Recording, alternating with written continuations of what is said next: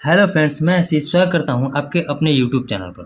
Friends, जैसा कि आप सभी को पता है कि इसमें रोजगार विद अंकित सर का जो वीकली मॉक टेस्ट आता है, इस मॉक को सॉल्व करते हैं। आज हम जो है जीडी का भी सॉल्व किए हैं। अगर आपने वो वीडियो नहीं देखा है तो उसे भी जाकर जरूर देखिए। उम्मीद है कि जितने लोग दिल्ली पुलिस का तैयारी कर रहे हैं वो सारे जीडी में फॉर्म अप्लाई करेंगे, क्योंकि सबका जो है लगभग सेम मिलता है। तो आप इसे जरूर अप्लाई कीजिए। अब बहुत सारे लोग भी करेंगे, क्योंकि हम अपने चैनल का जो स्टार्टिंग किए थे वो जीडी से ही किए थे। तो आप आज हम जो है इसके जो पहला मॉक आया है वीकली मॉक, इसमें हम मैथ के 20 सवालों को देखें। हमने खुद भी 2 बार जीडी निकाला हुआ है, ठीक है। ये देखिए, इसमें जो है अब हम जो है दिल्ली पुलिस कांस्टेबल के मॉक को सॉल्व करेंगे। इसमें आए 15 मैथ के सवालों को देखेंगे। आप उम्मीद है कि आप जो है आपसे हम उम्मीद करते हैं कि अगर आप जीडी का मॉक टेस्ट देंगे। अभी तक हम जब टेस्ट को सॉल्व कर रहे थे तो उस टाइम 22,000 से प्लस लोगों ने इस टेस्ट को दे दिया था। तो आप भी इस टेस्ट को दे दिए होंगे, और ज़्यादा से ज़्यादा इसको जो है पिछले बार तक 2 लाख प्लस लोग इस मॉक को देते थे, ठीक है। तो इस बार तो और भी ज़्यादा देंगे, क्योंकि देखिए क्या है कि अंकित सर का जो है अलग नाम है, एसएससी जीडी में जो है अलग नाम ही हो जाता है। तो इसे बहुत सारे लोग देते हैं। अब हम इसमें जो है दिल्ली पुलिस कांस्टेबल को सॉल्व करेंगे, और इसमें मैथ के सवालों को देखेंगे। इससे पहले के भी जितने मॉक को सॉल्व किए हैं, और उम्मीद है आप उसे देखे होंगे। और आपका कोई भी प्रश्न में दिक्कत आता होगा तो आप इसे इसका प्लेलिस्ट भी बना हुआ है, आप वहाँ से भी जाकर चेक कर सकते हैं। और जितने भी नए लोग हैं उन्हें भी हम बता दें कि इसके मिनी मॉक को भी सॉल्व करते हैं, और उसे भी आप जरूर दें। उसमें आपका टाइम का जो है मैनेजमेंट अच्छा हो जाता है, ठीक है।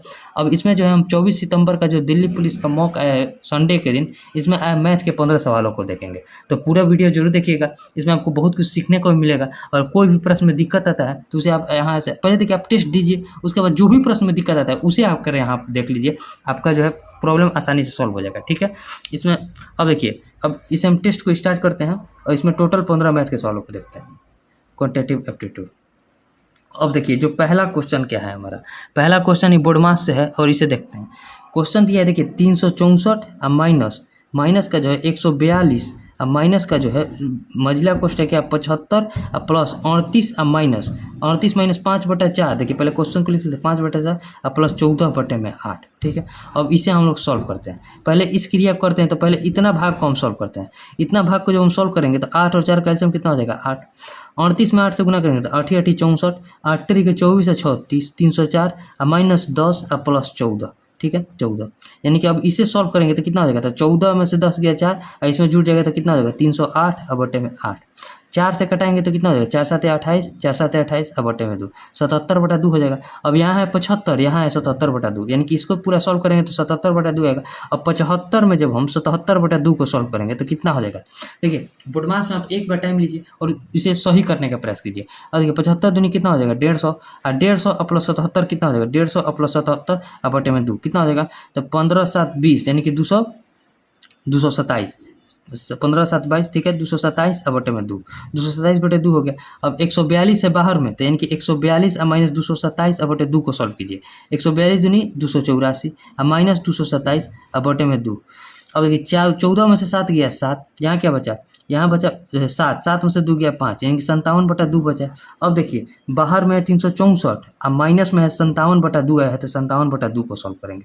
364 दूनी कितना हो जाएगा, तो 2 चौके 8, ठीक है 2 चौके 8 और 36 दूनी 72, यानी कि 728 और माइनस 57 और बटे में 2 सॉल्व करेंगे तो 8 में से 7 गया 1, यहाँ 12 में से 5 गया 7, यानी 671 और बटे में 2, 671/2 को जब हम सॉल्व करेंगे तो पॉइंट में आंसर आएगा। कितना होगा पॉइंट, तो 32 दूनी 64, 33 दूनी 66, यानी कि 33 से इसको करेंगे तो 66, 1 1, यानी कि 335.2 10, 335.5 जो हो जाएगा हमारा आंसर हो जाएगा। कोई भी ऑप्शन नहीं है 335.5, कहीं गलती नहीं ना है। 304 और माइनस 10 प्लस 14 बटे में 8, ठीक है 308/8, 77 बटे में 2, 77 चौके 308, ठीक है 142 में 242 दूनी, यहाँ देखिए 75, सॉरी 75 प्लस 77/2, यानी कि 227/2, 227/2, 142 में 227 घटाएंगे कितना 57/2। यहाँ देखिए इसका आंसर जो हो जाएगा 8 में 7 गया 1, 72 में से 5 671। इसमें आंसर में कुछ डाउट आ रहा है, ठीक है। इसका आंसर तो अब जो है कल ही कंफर्म हो पाएगा, क्योंकि आज तो जो सर रात में लगभग शायद सॉल्यूशन का आंसर देते हैं ना, रात में देते हैं, तो उसी टाइम में सॉल्व होगा। इस ऐसे इसका आंसर हो जाएगा 335.5। अब इसका हम आंसर टिक नहीं करते हैं, आगे बढ़ते हैं। कहीं भी गलत अगर लगेगा तो उसे भी आप कमेंट कीजिएगा, हम उसे बता देते हैं, ठीक है। अब देखिए नेक्स्ट क्वेश्चन, अरे यार वे देखिए फ्रेश आ ही नहीं रहा है, तो जब आएगा तो अब देख लेते हैं। पहले आगे के क्वेश्चन को देखते हैं, यानी क्वेश्चन नंबर 3 को देखते हैं। क्वेश्चन नंबर 3 को देखते, क्वेश्चन नंबर 1 में हमें कुछ गलत लग रहा है, अब इसका कन्फर्मेशन जो है कल हो पाएगा, ठीक है। अब देखिए question number 3, question number 3, question number 2 तो खुल नहीं रहा है, तो क्वेश्चन नंबर 3 से देखते हैं, ठीक है। 2 नहीं खुल पा रहा है ना, नहीं हो रहा, धुंधला दिखा रहा है। अब देखिए क्वेश्चन नंबर 3 में क्या करें, 2 स्टेशन ए और बी के बीच की दूरी 494 किलोमीटर है, ठीक है।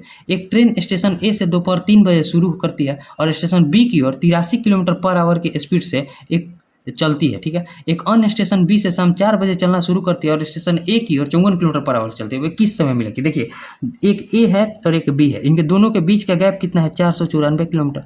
एक 3 बजे चली, एक 4 बजे चली, तो दोनों को पहले हम 4 बजे चलाते हैं। ये 4 बजे तक 1 घंटा चल रही होगी। 1 घंटा कितने के स्पीड से चली होगी? 83 के स्पीड से। तो 83 के स्पीड से 1 घंटा में 83 किलोमीटर चली होगी। अब दोनों के बीच का गैप कितना हो जाएगा? 4 में से 3 गया 1, 9 में से 8 गया 1, अच्छा 411 किलोमीटर अब बचा होगा गैप। अब इस 411 किलोमीटर की है जो ये इधर चल रही है और ये इधर चली है, तो दोनों का चाल जो है जुट जाएगा। यानी कि अगर कहा जाए 411 किलोमीटर के डिस्टेंस को वो किस चाल से कवर करेगी, तो 83 इसका चाल ए का, ए से बी की ओर, बी से ए की ओर जो आ रही है 54, दोनों के चाल के योग का। अब देखिए 411 बटे क्या लिख सकते हैं? 4 और 3 7, 8 और 5 13। अब देखिए 137 दिया कितना हो जाएगा? 411, 3 7 21 33 49, यानी कि 3 घंटा में जो है वो एक दूसरे के साथ मिलेगी, क्योंकि दोनों को पहले हम 4 बजे तक चला दिए। अगर ये 4 बजे तक यहाँ आ गई होगी, यानी कि 1 घंटा चली होगी, 83 किलोमीटर चली होगी। अब बचा गैप कितना? 411 किलोमीटर। 411 किलोमीटर को 137 की स्पीड से दोनों एक दूसरे की ओर चली है, तो इस स्पीड से कवर करेगी, तो ये 3 घंटा का समय लगेगा। तो हमसे टाइम पूछ रहा है, तो 4 बजे से 3 घंटा चलेगा तो कितना हो जाएगा? 7 बजे। 7 जो हो जाएगा हमारा आंसर हो जाएगा। अब 2 आंसर है, 7 PM और 7 AM। 7 AM जो होता है सुबह का समय होता है, और यहाँ हमसे शाम का समय पूछ रहा है, क्योंकि शाम 4 बजे चली है। तो 4 में जब हम 3 घंटा जोड़ेंगे शाम में, तो शाम में 7 बजे ही होगा। शाम 7 बजे जो हो जाएगा हमारा आंसर हो जाएगा, ठीक है। इन्हें के 7 AM मार दीजिएगा, बना कर भी क्वेश्चन को गलत मत कीजिएगा। अब देखिए जो नेक्स्ट क्वेश्चन है, क्वेश्चन नंबर 4। क्वेश्चन नंबर 2 एक छूटा है और क्वेश्चन नंबर 1 जो है बोर्ड मास में कुछ डाउट है, ठीक है। अब देखिए क्वेश्चन 2 जब क्लियर होगा तो उसे भी हम बता देंगे। यहाँ शायद उसमें नेट नहीं चल रहा है कि पता नहीं क्वेश्चन में इसी हुआ। क्वेश्चन नंबर 4 में क्या कर रहा है? शिवानी ने 600 रुपये में 5 पेन खरीदी। वह इन 5 कलमों को 50 रुपये प्रति कलम की दर से बेचती है। 5 पेन बेचने पर शिवानी को हानि पड़ती है। देखिए उसका CP कितना पड़ा? 600 रुपया, और उसका SP कितना पड़ा?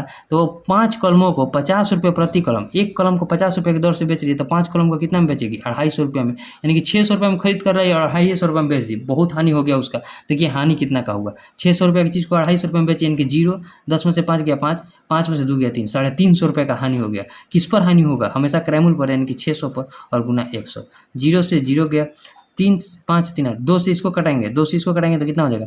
2 से इसको कटाएंगे 3, और 2 से इसको कटाएंगे तो देखिए 2 से इसको कटाएंगे तो 175, 17 दूनी 34 और 5, ठीक है 175। 3 से इसमें भाग दीजिए, 3 से भाग देंगे तो 3 5 15, 2 5, 3 8 24, 1 0 3 3, यानी कि 78.33% का जो है उसे लॉस हो जाएगा। सॉरी 58.33% का जो है उसे लॉस हो जाएगा। तो 58.33 कौन सा ऑप्शन? तो ऑप्शन नंबर ए। बहुत ईजी प्रश्न है। और नेक्स्ट क्वेश्चन जो है क्वेश्चन नंबर 5। क्वेश्चन नंबर 5 में क्या कर रहा है कि एक व्यक्ति ने साधारण ब्याज की दर पर 8% प्रति वर्ष पर 1200 रुपये उधार लिया, और उसी समय अवधि, यानी डैश में जो हो जाएगा समय अवधि हो जाएगा, क्योंकि टाइम पीरियड हमसे पूछ रहा है, टाइम पीरियड। उसी समय अवधि के लिए 10% प्रति वर्ष 1800 रुपये उधार लिया, तो उसे ब्याज के रूप में कुल 1380 का भुगतान करना था। तो समय अवधि ज्ञात करना है। देखिए पहले क्या कर रहा है कि 1200 रुपया जो है हमें टाइम बताना है, कि टी का वैल्यू बताना है, और इसे 8% के रेट से कितना ब्याज आया होगा? इतना, यानी कि मूलधन गुने समय गुने दर बटे में 100 बराबर ब्याज आया होगा। अब प्लस फिर क्या कर रहा है कि एक जगह जो है 1800 रुपये का ले रहा है, 1800 रुपये रेट पर ले रहा है, 1800 रुपये पर। यहीं टी हमें, क्योंकि दोनों समय उसी समय अवधि, यानी कि यहाँ भी टी बराबर है, और यहाँ जो रेट कर रहा है वो 10% का रेट कर रहा है, 10 बटे में 100। और ये दोनों जो बराबर किसके है, यानी कि ये बराबर यहाँ लिख रहे हैं क्योंकि उधर स्पेस नहीं है, बराबर किसके है? तो 1380 के। अब देखिए सॉल्व कीजिए, 2 0 से 2 0 गया, यहाँ भी 2 0 से 2 0 गया। अगर यहाँ देखा जाए तो 12 वाटे कितना हो जाएगा? 96 टी, ठीक है 96 टी। अब प्लस यहाँ टी है, अब प्लस 18 दहिया 180 टी, बराबर किसके हो जाएगा? तो 1380 के, क्योंकि कुल ब्याज प्राप्त हो रहा है 1380 रुपया। अगर देखिए इसको जोड़ेंगे तो 6 और 18 9 कितना होता है? 18 9 27, यानी कि 276 टी बराबर कितना हो जाएगा? 1380। तो यहाँ से अगर टी बराबर निकाले तो 1380 और बटे में 276 लिख सकते हैं, 276। यहाँ देखिए 138 दूनी 76 है, यानी कि 2 से इसको कटेंगे, ऊपर में बचेगा 10 और नीचे में बचेगा 2, 10 दहिया 2 5 10, 5 साल का जो हो जाएगा 5 ईयर्स, यानी कि कौन सा ऑप्शन? 5 ईयर्स टाइम में जो है 1200 रुपये ब्याज लेगा और 1800 रुपये ब्याज लेगा इस रेट पर, तो उसे 1380 रुपये का ब्याज प्राप्त होगा, यानी कि 5 वर्ष। कौन सा ऑप्शन है? तो ऑप्शन नंबर डी। उम्मीद है आपको समझ में आया होगा, क्वेश्चन बढ़िया था, समझने लगा। अब देखिए जो नेक्स्ट क्वेश्चन हो जाएगा क्वेश्चन नंबर 6, क्वेश्चन नंबर 6 में क्या है देखिए समझिए। क्वेश्चन नंबर 6 भी बहुत बढ़िया है समझने में। क्वेश्चन नंबर 6 डीआई से है। डीआई का क्वेश्चन बहुत आसान भी होता है और कोई भी क्वेश्चन थोड़ा कैलकुलेटिव भी हो जाता है। जैसे ये क्वेश्चन क्या कर रहा है कि पहले निम्नलिखित 6 तालिका में एक परीक्षा और 4 अलग अलग विषय 6 छात्रों द्वारा प्राप्त अंकों का प्रतिशत दर्शाती है। प्रत्येक विषय के लिए अधिकतम 100 अंक है। उन छात्रों की संख्या कितनी है जिनके कुल प्राप्त प्रतिशत अंक 80% और उससे अधिक है। अब देखिए 80% और उससे अधिक हमें छात्रों का प्रतिशत बताना है कि कौन कौन से छात्र का अधिक है। तो पहला छात्र क्या है ए मैंने क्या किया है कि पहले में 92, दूसरे में 90, तीसरे में 90, चौथे में 80, यानी कि टोटल में जो है 80 प्लस है। 80% कहने क्या मतलब है कि वो सभी सब्जेक्ट में जो है 80 प्लस अगर नंबर लाएगा तो उसका जो है जो औसत बनेगा वो 80% से अधिक बन जाएगा। तो इसमें तो देखिए सब में 80 से अधिक लाया है, यानी कि ए जो है 80% से अधिक तो लेबे करेगा, ए हो जाएगा। और बी देखा जाए तो 90 लाया है, 80 लाया है, 85 लाया है, 85 लाया है, यानी कि ये भी जो है 80 प्लस सब में स्कोर लाया है तो बी भी हो जाएगा। अगर सी देखा जाए, सी देखा जाए तो 1 में 80 लाया है, 2 में 80 लाया है, इसमें तो ठीक लाया है, लेकिन इस रसायन विज्ञान में जो है वो उसने 65 ही लाया है। तो रसायन विज्ञान में 15 कम ला दिया है और जो है गणित में जो है उसने 10 कम ला दिया है। लाना था 80-80, 2 में तो 80-80 लाया है तो इसमें 15 और 10 25 कम ला दिया है, यानी कि औसत में जो है 80 से भी उसका कम औसत चल जाएगा, क्योंकि 2 में जो है कुछ एक्स्ट्रा लाता है, जैसे मतलब SST और भौतिक में 80-80 लाया था, उसके जगह 90-90 लाता तो कुछ हो सकता था, फिर भी कम हो जाता, लेकिन उसमें कुछ स्कोर लाया तो उसमें तो 80-80 लाया, लेकिन इसमें 25 कम ला दिया तो इसका तो औसत 80 से कम ही रहेगा। तो ये तो हमारा आंसर नहीं होगा। अगर डी देखा जाए तो देखिए डी क्या कर रहा है कि 85, 80, 82 और 75 लाया है, यानी कि 85 लाया यानी कि 5 एक्स्ट्रा ला दिया है, 80 लाया यानी कि 0 एक्स्ट्रा लाया है, 82 लाया यानी कि 2 एक्स्ट्रा लाया है और 75 लाया यानी कि -5 कम ला दिया है, यानी कि -5 और +5 कट गया, यानी कि 2 जो है अभी भी एक्स्ट्रा ला रहा है। 80% में जो है 2 एक्स्ट्रा ला रहा है, यानी कि आंसर जो हमारा डी भी हो जाएगा, डी भी लाएगा, डी भी 80% प्लस ला देगा। अगर ई देखा जाए तो ई में क्या कर रहा है कि 80 ला रहा है, यानी कि 0 नंबर एक्स्ट्रा ला रहा है, 75 ला रहा है, यानी कि 5 नंबर कम ला रहा है, 75 ला रहा है, यानी कि 5 नंबर कम ला रहा है और 85 ला रहा है, यानी कि 5 नंबर एक्स्ट्रा ला रहा है, यानी कि ये जो है 5 नंबर कम ला रहा है। 80% में जो है 5 नंबर कम ला रहा है, तो 5 नंबर कम ला रहा है, यानी कि हमारा जो है ई जो हो जाएगा, ई आंसर नहीं होगा, ई कभी आंसर नहीं होगा। अब एफ देखा जाए, एफ अगर देखा जाए तो एफ में 90 90 90 85 एकदम सही है, यानी कि जो कौन कौन ला रहा है तो ए ला रहा है हमारा, बी ला रहा है, डी ला रहा है और एफ ला रहा है। तो कितने लोग ला रहे हैं? 6 लोग में से 4 लोग जो है 80% प्लस प्राप्तांक ला रहा है। तो 4 लोग कौन सा ऑप्शन हो जाएगा? Option number A. उम्मीद है आप समझे होंगे, बढ़िया क्वेश्चन है, समझने लायक। अब देखिए नेक्स्ट क्वेश्चन जो है क्वेश्चन नंबर 7। क्वेश्चन नंबर 7 देखते हैं।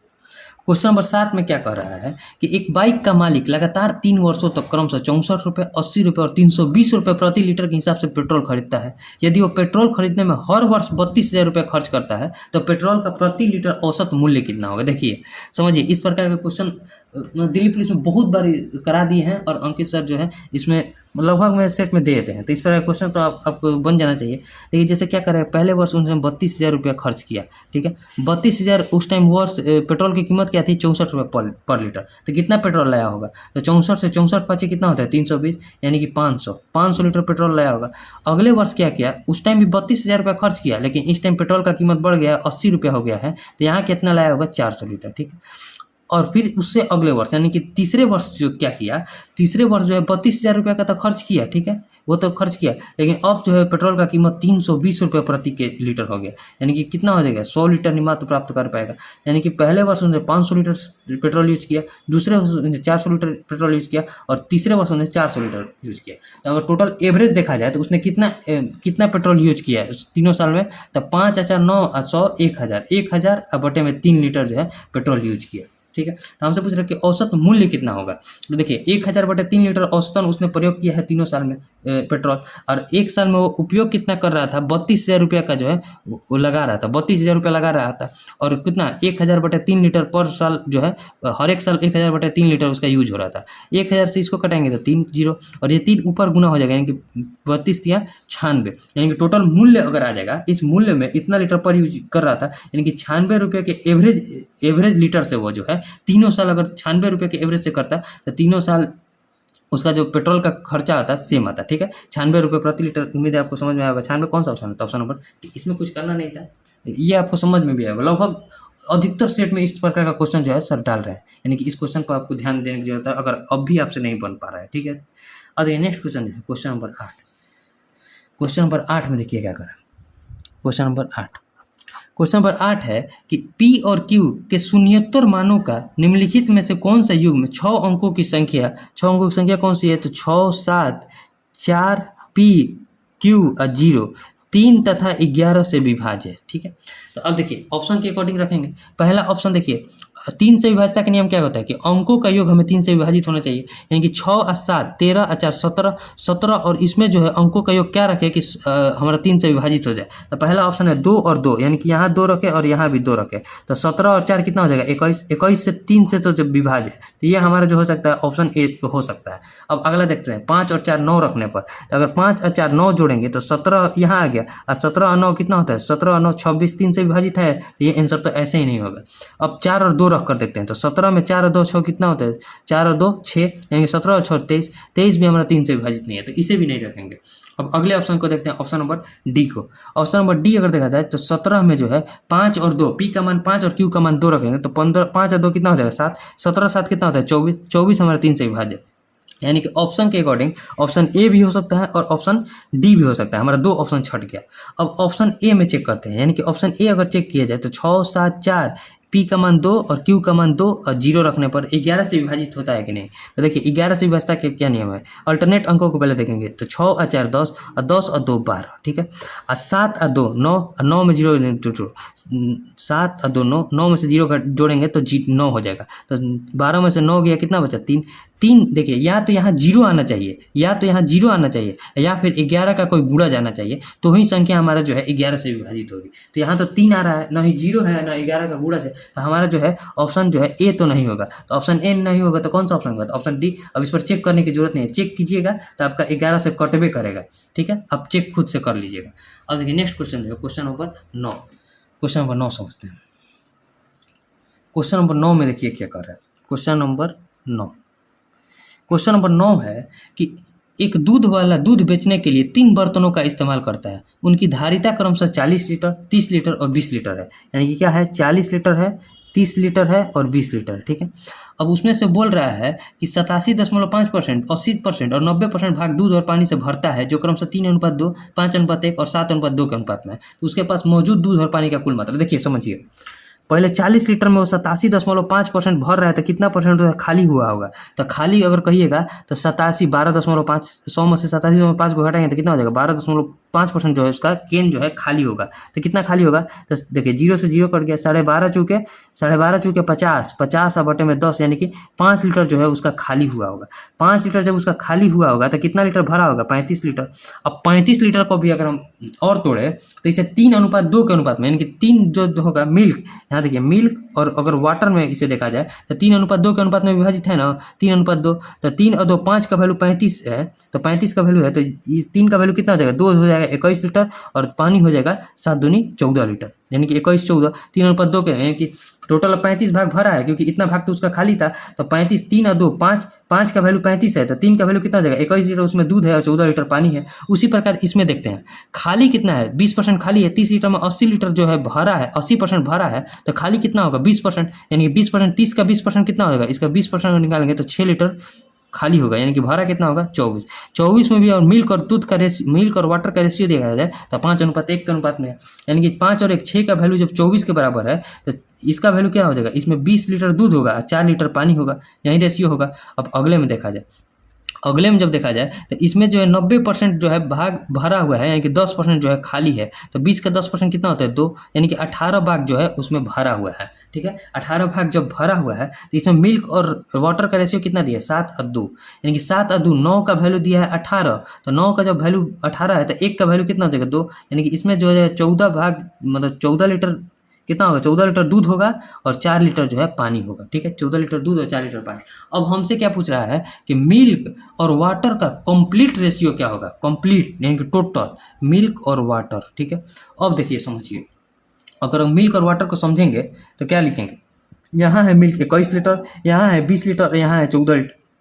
21 और 20 कितना होता है? 21 और 20 बोलिएगा तो 41 होता है। 41 और 14 कितना होता है? 41 और 4, 45 और 10 55, यानी कि 55 लीटर जो हो जाएगा हमारा दूध हो जाएगा। और वाटर अगर जोड़िएगा तो यहाँ है 14 लीटर, यहाँ है 4 लीटर, यहाँ भी 4 लीटर है, यानी कि 14 4 18, 18 और 4 22, 22 हो जाएगा। 11 से इसको कटाएंगे, 11 से इसको भी कटाएंगे तो 11 5 55, 11 दूनी 22, यानी कि 5:2 के रेशियो में जो हो जाएगा हमारा मिल्क और वाटर का कंप्लीट रेशियो हो जाएगा, यानी कि टोटल क्वांटिटी क्या हो जाएगा तो 5:2। उम्मीद है आपको समझ में आया होगा। बढ़िया क्वेश्चन है, समझने लायक है, ठीक है। उम्मीद है आपको उसको समझ में भी, और नहीं आया होगा तो इसे कमेंट कीजिएगा, फिर से हम बता देंगे, ठीक है। अब देखिए नेक्स्ट क्वेश्चन जो है, क्वेश्चन नंबर 9 बन के आप क्वेश्चन नंबर 10 देखते हैं।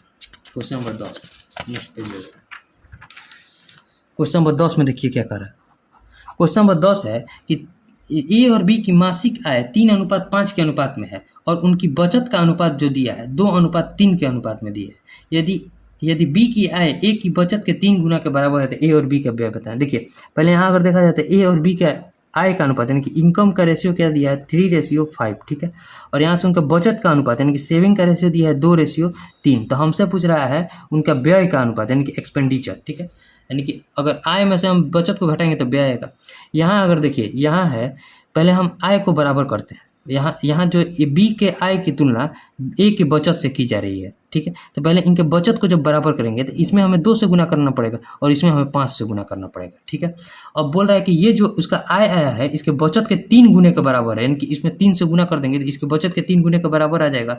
यानी कि अगर यहाँ टोटल ओवरऑल अगर गुना करें तो 3 दूनी 6, 6 3 18 रेशियो 3 दूनी 6, 6 पंजे 30, और यहाँ देखिए 5 दूनी 10 और 5 3 15। और यहाँ से अगर देखिए ये हो गया इनकम और ये हो गया सेविंग, तो यहाँ से अगर हम एक्सपेंडिचर यानी कि व्यय का अनुपात निकालें तो 18 में से 10 गया 8, 30 में से 15 गया कितना बचा 15, यानी कि 8:15 जो हो जाएगा ऑप्शन बी जो हो जाएगा हमारा आंसर हो जाएगा। देखिए एक बार फिर से समझिए, 3:5 और 2:3 दिया था आय और बचत का अनुपात।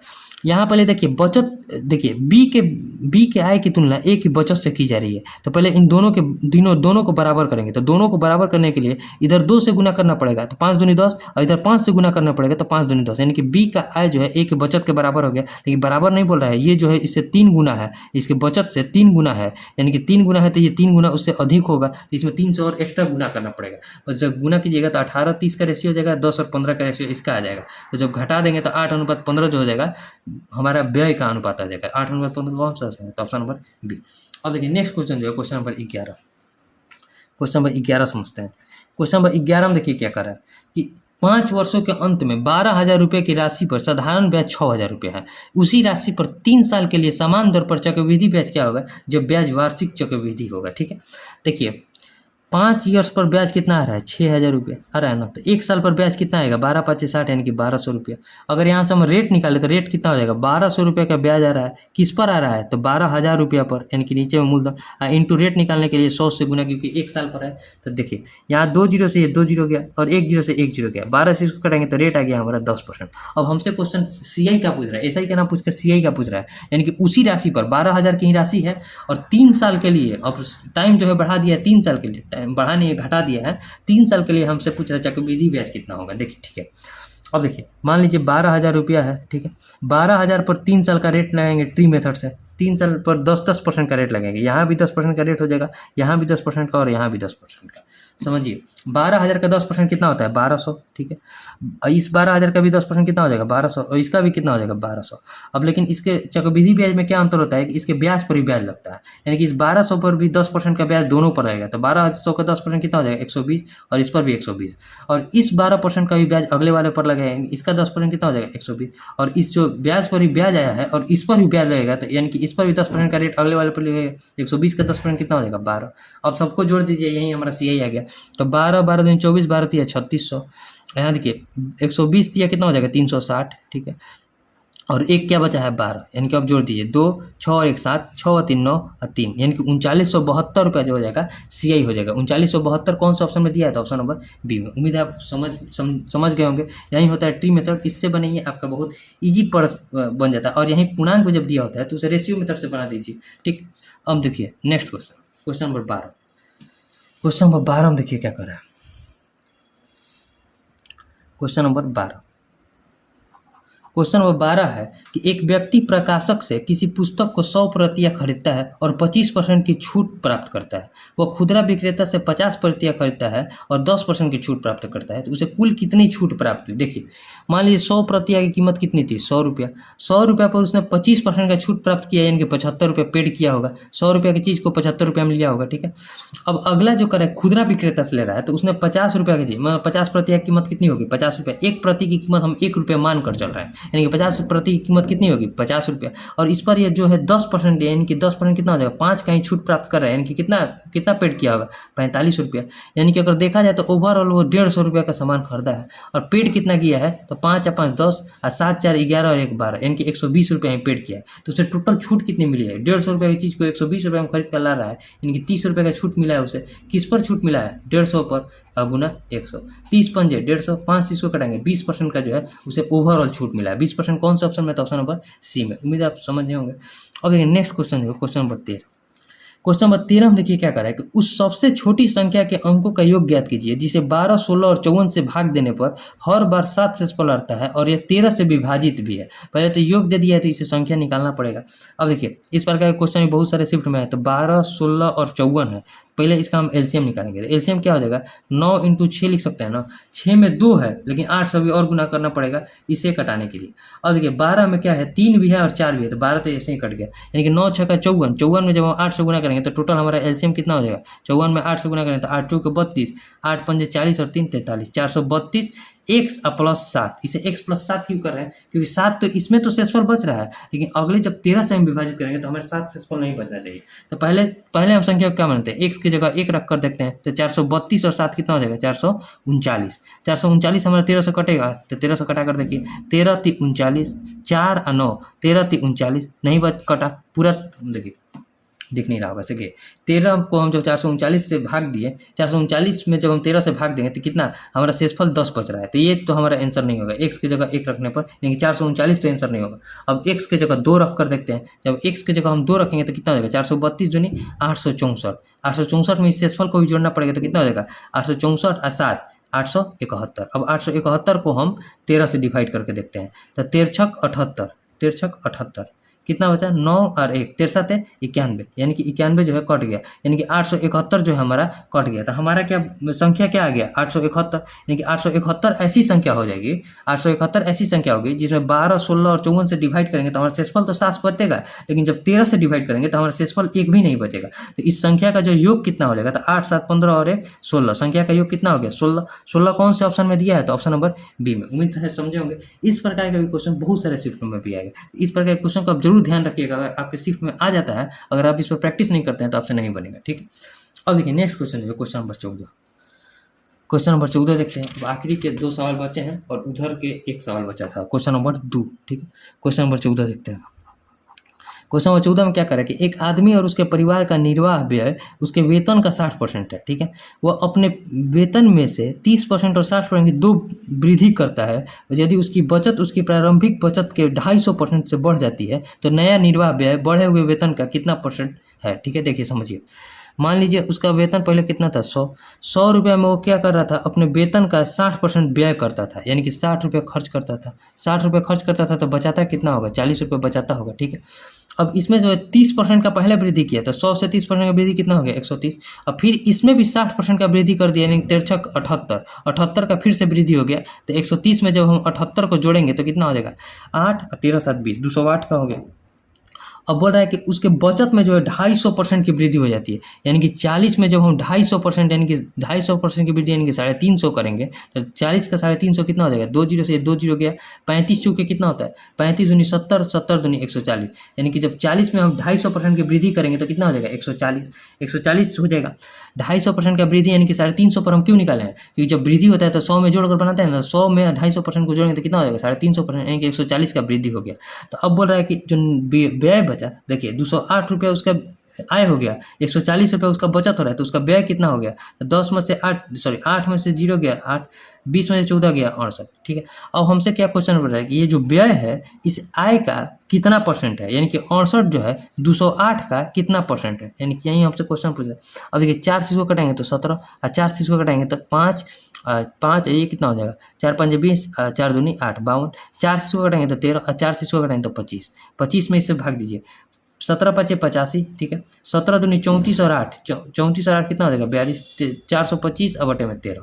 अब देखिए पॉइंट में हमसे आंसर करा है तो पॉइंट में भी निकालते हैं, 13 3 39, 3 और 5 13, 13 दूनी 26, यानी कि 32 दशमलव समथिंग आएगा, 32.7% एक ही ऑप्शन में है, तो 32.7% जो हो जाएगा, इसे आप कैलकुलेट कीजिएगा। एग्जैक्ट तो 32.5 नहीं, लेकिन 32.7 के आसपास ही आंसर आएगा, तो हमारा आंसर क्या हो जाएगा 32.7%। 32.5 ऑप्शन कौन सा है, ऑप्शन नंबर ए। अब देखिए आखिरी सवाल क्वेश्चन नंबर 15। क्वेश्चन नंबर 15 में क्या कर, क्वेश्चन नंबर 15 है कि एक गोलाकार शंकु के आधार का क्षेत्रफल 81 पाई सेंटीमीटर है, ठीक है, सेंटीमीटर स्क्वायर है, उसकी ऊंचाई 12 सेंटीमीटर, शंकु का वक्र पृष्ठ क्षेत्रफल क्या है। देखिए जब शंकु का जब आप आधार पर आइएगा तो वो वृत्त के जैसा होता है, तो वृत्त का क्षेत्रफल कितना होता है पाई आर स्क्वायर, बराबर दिया है किसके 81 पाई के, पाई से पाई कट गया, आर बराबर कितना आ गया 9 सेंटीमीटर, आर बराबर जब 9 सेंटीमीटर आ गया, एच बराबर दिया है 12 सेंटीमीटर, तो पहले हमें एल निकालना पड़ेगा, क्योंकि अगर हम देखेंगे शंकु का वक्र पृष्ठ क्षेत्रफल तो पाई आर एल होता है, तो एल बराबर क्या होता है √r² प्लस एच स्क्वायर, यानी कि 9 का स्क्वायर कितना हो जाएगा 81 और 12 का स्क्वायर कितना हो जाएगा 144, ठीक है। आप कम से कम 30 तक आप वर्ग याद कीजिए और 15 से 20 तक आपको क्यूब याद होना चाहिए। अब देखिए इसे जोड़िए, जोड़ेंगे तो कितना है 4 1 5 14 8 22, यानी कि 225 का अगर हम वर्गमूल निकाले तो कितना हो जाएगा 15 के वर्ग के बराबर हो जाएगा, 225 का कितना होता है 15। अब देखिए अब हमसे पाई का वैल्यू तो पाई ही रखना है, आर का वैल्यू दिया है कितना 9 सेंटीमीटर और एल का वैल्यू कितना है 15, 15 9 कितना होता है 35 से, यानी कि 135 पाई जो हो जाएगा शंकु का वक्र पृष्ठ क्षेत्रफल हो जाएगा। 135 पाई कौन सा ऑप्शन होता है, ऑप्शन नंबर बी। अब देखिए हमारा टोटल ये क्वेश्चन जो है बन गया 15 क्वेश्चन, हम केवल मैथ ही इसमें बनाते हैं। क्वेश्चन नंबर 2 जो है, क्वेश्चन नंबर 1 और 2 छूट रहा है, इसमें क्वेश्चन में कुछ डाउट है, इसे तो हम सॉल्व कर दिए हैं, जिसके अकॉर्डिंग मेरा आंसर आ गया है। अब इसको कल ही पता चलेगा कि इस क्वेश्चन में दिक्कत है या फिर आंसर में दिक्कत है, ठीक है। अब नेक्स्ट क्वेश्चन जो क्वेश्चन नंबर 2 में देखते हैं, ये क्लियर ही नहीं हो पा रहा है, जब क्लियर होगा इसे ही बता दे, ये इसे देखने से लग रहा है कि टाइम एंड वर्क का क्वेश्चन है, लेकिन ये क्लियर नहीं हो पा रहा है। अगर आप में क्लियर हुआ होगा तो आप इसे जो है कमेंट में मतलब कमेंट कर दीजिए कौन सा क्वेश्चन था, हम इसे सॉल्व करा देंगे, ठीक है। अब यहाँ तो क्लियर ही नहीं हो पा रहा है, तो अब इसे हम सबमिट कर देते क्योंकि टाइम बहुत ज़्यादा लग रहा है। तो इसमें जो है आज 13 क्वेश्चन जो है हम बना दिए हैं, मतलब बनाए 14 क्वेश्चन, लेकिन एक क्वेश्चन में डाउट है, क्वेश्चन गलत है या ऑप्शन गलत है, और एक क्वेश्चन में जो है एक क्वेश्चन साफ दिखाई नहीं दे रहा है। तो हम 13 क्वेश्चन बनाए हैं, वो 13 क्वेश्चन हमारा सही है। आप टोटल देख सकते हैं इसको, अभी तक 10,125 लोगों ने दे दिया है, ठीक है। उम्मीद है आपको समझ में आया होगा, अगर अच्छा लगेगा तो इसे शेयर भी जरूर कीजिएगा ताकि और लोगों के पास भी पहुंच सके। अब मिलेंगे नेक्स्ट वीडियो में, तब तक के लिए जय हिंद। और जीडी का भी पेपर सॉल्व कराएं उसे भी आप जरूर देखिएगा। अब मिलेंगे नेक्स्ट वीडियो में, तब तक के लिए जय हिंद।